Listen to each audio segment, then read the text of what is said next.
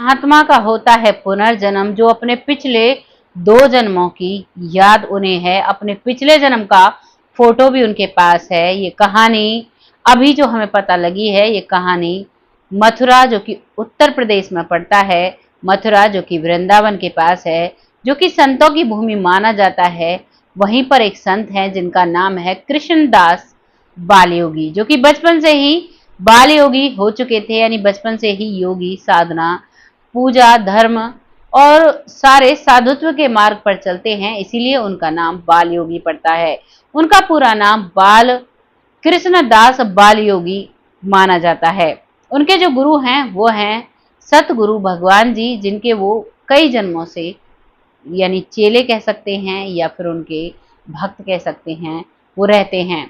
उन्हीं की एक, जैसे माता पिता को बच्चे नहीं हो रहे थे, उन्हीं के दिए हुए फल के द्वारा उनको वो बच्चे होते हैं, वो बेटा होता है जिसका नाम बालकृष्ण रखा जाता है, जिसका पिछले जन्म का नाम देवदत्त था और उससे पिछले जन्म का नाम गया प्रसाद था। आइए जानते हैं उन दोनों जीवनों के रहस्य के बारे में। नमस्कार, मैं महक चौधरी आज आपके सामने फिर से पुनर्जन्म की एक सच्ची घटना लेकर आई हूँ। मथुरा जो कि वृंदावन के पास में पड़ता है, यहाँ पर एक संत रहते हैं कृष्ण दास बालयोगी, जो अपने पिछले 2 जन्मों के बारे में बताते हैं। तो जानते हैं उनके जो इससे पिछला था उससे पिछले जन्म के बारे में, जिसमें उनका नाम गया प्रसाद नाम रखा जाता है। दरअसल उस जन्म में इनकी जो माता जी थी, उनकी बहनों की शादी हो चुकी थी और उनको कोई भी बेटा नहीं था। अब वो बेटे के लिए सभी परेशान होते हैं। हमारा भारत देश एक पुरुष प्रधान देश है, तो यहाँ पर बेटा हर किसी को हो तो उसे ही भाग्यशाली मानते हैं। अब इसी मनसा से वो माता पिता एक धाम पर पूजा पाठ किया करते थे, वहीं पर वो रहा करते थे, जो कि मथुरा के ही थे, जो सतगुरु थे उन्हीं की पूजा पाठ किया करते थे। उन्हीं के सानिध्य से, उन्हीं के कहने से वो लोग वहां से सीधा जाते हैं कूट अनुसुईया के जो धाम है वहां पर जाते हैं।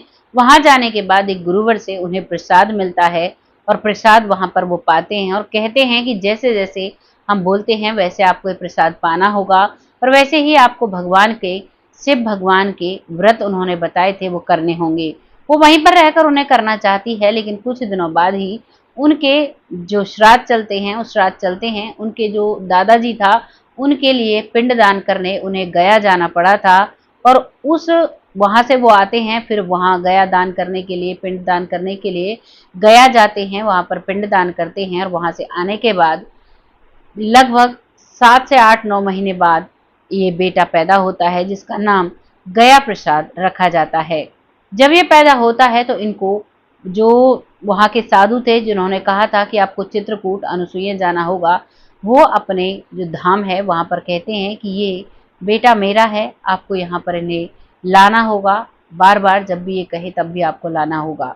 माता पिता मान जाते हैं। धीरे धीरे वक्त निकलता है और उसके बाद उन्हें 4 बेटे और हो जाते हैं। आप मान सकते हो, जो बेटियां थी वो 17-18 साल की हो जाती हैं, तब शादी होती है और उसके 1-1.5 साल बाद तब उस घर का चिराग आता है और उसके बाद फिर और 4 भाई आते हैं।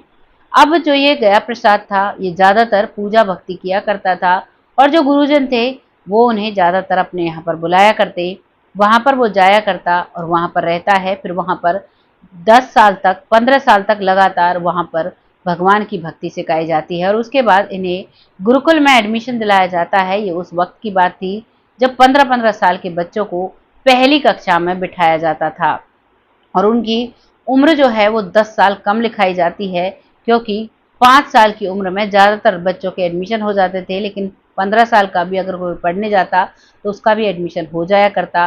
वो उस समय की बात है जब इतने बड़े बड़े बच्चे कपड़े नहीं पहना करते थे, गुरुकुल में शिक्षा लिया करते थे, बस ऐसे ही पत्ते वगैरह कुछ थोड़ा बहुत पहन लिया करते थे, क्योंकि उस समय पे कपड़े का इतना नहीं था। अब ये वहाँ पर गुरुकुल में शिक्षा दीक्षा लेते हैं और उसके बाद एक कंपनी थी उस समय की, उस कंपनी में वो नौकरी लग जाते हैं और उसके बाद उनकी शादी करा दी जाती है। लेकिन वो भगवान को नहीं भूलते हैं, वहीं पर उनके एक दोस्त बनते हैं, जिन दोस्त का नाम होता है कृष्ण गोपाल, जो कि उनके साथ गुरुकुल में पढ़ते हैं। वो दोनों दोस्त मिलकर बहुत खुशी खुशी रहते हैं। दोनों की शादी होती है दोनों की पत्नियां होती हैं और धीरे धीरे वक्त निकलता है, उनको 2-3 बेटा बेटी भी होती हैं और वो बुजुर्ग हो जाते हैं और वो फिर इस दुनिया से विदा ले लेते हैं। लेकिन अंत समय जो था वो अपने दोस्त कृष्ण गोपाल से मिलने का था। कृष्ण गोपाल को याद करते हुए उस दुनिया से जाते हैं और उसके कुछ ही दिन बाद फिर से उनका जन्म होता है, जो जन्म उनका मथुरा में ही होता है, जिसका नाम रखा जाता है देवदत्त। देवदत्त होता है बहुत छोटा सा ही। वो जब पैदा होता है तो जो उसकी माँ थी, उन्हें भी बच्चे पैदा नहीं हो रहे थे और वो भी भोले बाबा की भक्ति किया करती थी और वहीं से प्रसाद लेकर जाया करती और उन्हीं के आश्रय पर उन्हें वो बेटा होता है। बेटा होने के बाद जब वो आशीर्वाद लेने आती हैं इन संत महात्मन से, तो वहां पर आकर वो आशीर्वाद लेती हैं। संत महात्मन कहते हैं कि आपके घर में बहुत दिव्य बालक पैदा हुआ है। इसका पिछला जन्म भी पूजा भक्ति में निकला है और ये जन्म भी पूजा भक्ति में ही चलेगा। महज जब 4 साल का था तो उस समय पर उसका गुरुकुल में एडमिशन कराने की बात चल रही थी कि 1 साल बाद एडमिशन हो जाएगा और इधर वो डेली अपने माता पिता के साथ मंदिर आता था। अब इनके माता पिता को कहीं जाना था तो इन्हें भी जाना था और उसी दौरान प्लेग की बीमारी चल रही थी और प्लेग की बीमारी की चपेट में देवदत्त आ जाता है और इस दुनिया से अलविदा कह जाता है। जब तक वो रहा 4 साल तक, तब तक वो बहुत ही पूजा भक्ति किया करता और जो संत महात्मा हैं उनके चरणों में बैठा रहा करता। धीरे धीरे वक्त निकलता है और अब हाथरस का एक परिवार होता है, जिस परिवार में एक माता पिता होते हैं। वो माता पिता जिनको उनको भी बच्चे नहीं हो रहे थे, वो भी बहुत पूजा भक्ति किया करते थे।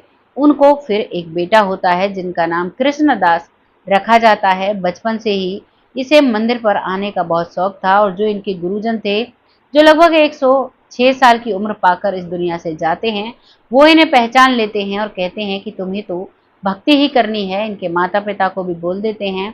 माता पिता को उसके बाद 2 लड़कियां 2 लड़के और होते हैं और वो मंदिर पर इन्हें छोड़ देते हैं, क्योंकि वो समय ऐसा था, बच्चा अगर मंदिर पर रहना चाहता है तो माता पिता राजी खुशी मान जाते थे। आज तो घरों में एक एक बच्चे हैं, अगर कोई साधु महात्मन भी कहता है तो हम अपने बच्चे को नहीं छोड़ सकते। ये मैं ही नहीं, हर माँ की कहानी है। वो दौर अलग था जब एक माँ के कई कई बच्चे हुआ करते थे, तो वो अपने बच्चों को ऐसे दान में दे दिया करती थी। भले ही बच्चे चाहे कितने भी हो, लेकिन माँ का कलेजा तो वही होता है। लेकिन वो सीधा जमाना था। माता पिता सोचते थे कि घर का एक बच्चा साधु बन जाएगा तो बहुत अच्छे से पुण्य मिलेगा, ये सारी भावनाएं उनके अंदर होती। और इसी तरीके से कृष्णदास जो है बाल योगी, वो मथुरा के एक कुटिया पर रहते हैं। लगातार 70 से 2020 तक वो मौन रहते हैं, क्योंकि उनके सदगुरु कहते थे जब आपको जरूरत नहीं तो आपको बोलना नहीं चाहिए, आपको शांत रहकर भगवान को हृदय में याद रखना चाहिए, आपको बोलने की जरूरत नहीं है। और वो भी ये बात कहते हैं कि ना तो मेरे बच्चे हैं, ना ही मुझे किसी चीज का डर है या किसी से बात करनी है या किसी चीज पर चर्चा करनी है। मेरा जो भी कुछ है भगवान जी हैं, क्योंकि उन्हें अपने पुराने जन्म याद आ जाते हैं और जो उनके सतगुरु थे उन्हें भी उनके पिछले जन्म याद थे। वो उन्हें वो सारे जो जन्म है उनके बारे में वो मिलकर बातें करते हैं और वो अपने जीवन को उद्देश्य को समझ जाते हैं। माता पिता जो अपने उन बच्चों की शादी करके बाद में अपने बेटे के साथ आश्रम में भी आ जाया करते और कभी चले भी जाया करते, वो काफी उम्र लेकर वो इस दुनिया से जाते हैं। वो भी अब दोनों जा चुके हैं, माँ भी और पिताजी भी। अब बाल कृष्णदास योगी जी अकेले हैं, जो कि कृष्णदास बाल योगी जी हैं, वो अकेले रहते हैं, आश्रम में रहते हैं। वहीं पर एक कुटिया बनाई गई थी, उस कुटिया में ही लगातार रहते हैं। और अब 2020 के बाद उस कुटिया को कुछ लोगों के द्वारा तोड़ दिया गया और उसके बाद उन्होंने बोलना शुरू किया। और अब भी जब वो ये चीजें बताते हैं तो वो कहते हैं कि हम चाहते हैं जो हमारे सतगुरु थे उनका प्रचार होना चाहिए, लोगों में सद्भावना आनी चाहिए। इसीलिए मैं अब बोलना मैंने शुरू किया है, क्योंकि जब तक हम किसी को बताएंगे नहीं तो कैसे किसी को पता चलेगा कि ऐसे ऐसे भी साधु महात्मन होते हैं, ऐसे भी महापुरुष होते हैं जिन्हें अपने पिछले इतने जन्म याद होते हैं। और जो साधु महात्मन देखते ही बच्चे के चेहरे को पहचान लेते हैं, ये तो देवदत्त है, इससे पिछला जन्म जो कि गया प्रसाद के नाम पर था और उसका इसके बाद का जन्म देवदत्त के नाम पर और उसके बाद का जन्म कृष्णदास बालयोगी के नाम पर। एक गुरु जो उसके तीनों जन्मों को देखता है। बहुत हैरानी की बात लगती है, लेकिन ये घटना सच्ची है। मथुरा में है, आप वहां पर जाकर इन गुरुजन से मिल सकते हैं, इनसे पूछ सकते हैं ये आपको सारी बातें बता सकते हैं। इनके पास फोटो भी है, आप वो फोटो भी देख सकते हैं। आपको जैसे भी कहानी लगी है आप हमें बताइएगा ज़रूर, कमेंट बॉक्स में ज़रूर लिखिएगा। और कुछ व्यूअर हमारे मथुरा से भी जुड़े होंगे, वो उन सतगुरु को ज़रूर जानते होंगे। नहीं जानते हैं तो एक बार दर्शन ज़रूर कीजिएगा, जाइए ज़रूर। बस यही आप सबसे उम्मीद करती हूँ।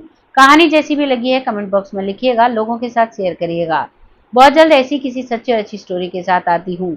अब वक्त आता है उन लोगों का जो लोग हमें दिल से सपोर्ट करते हैं, बहुत प्यारे कमेंट लिखते हैं। आपका तहे दिल से आभार व्यक्त करती हूँ। वन बाय वन नाम आज नहीं लिया जाएगा, लेकिन बहुत अच्छा लगता है जब आप लोग इतने प्यारे प्यारे कमेंट करते हो। मैं हर रोज़ कमेंट पढ़ती हूँ और आप लोगों को जवाब भी देती हूँ, आपके पास आते भी होंगे, लाइक्स भी भेजती हूँ, पर कभी कभी बिजी शेड्यूल होने की वजह से नहीं कर पाती हूँ, तो उसके लिए माफ़ कीजिएगा।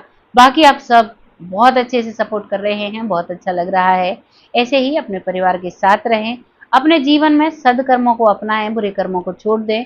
अगर कोई गलती से बुरा कर्म, गलत काम हमसे होता है तो उसके लिए माफ़ी मांगे, पश्चाताप करें, भगवान वही माफ़ कर देते हैं। जानबूझकर किए हुए काम की चाहे हम कितनी भी माफ़ी मांग लें, वो कार्य कब, वो चीज़ कभी भी माफ़ करने लायक नहीं होती और ना ही कभी माफ़ होती है। लेकिन अनजाने से अगर हमसे कोई पाप होता है और फिर हमें एहसास होता है कि हमसे कोई गलत काम हुआ है और फिर हम उसकी माफ़ी मांगते हैं, तो अवश्य ही भगवान उसके लिए हमें माफ़ कर देते हैं। तो ऐसे ही अपने जीवन को शांति से और अच्छे से जिए। जीवन बहुत सुंदर है, इसको अगर हम अच्छे से देखते हैं तो भगवान की साधना में बड़ा आनंद होता है। आपको जैसा भी लगा है कमेंट सेक्शन में लिखिएगा, लोगों के साथ शेयर करिएगा। बहुत जल्द ऐसी किसी सच्ची और अच्छी स्टोरी के साथ आती हूँ। तब तक के लिए जय हिंद।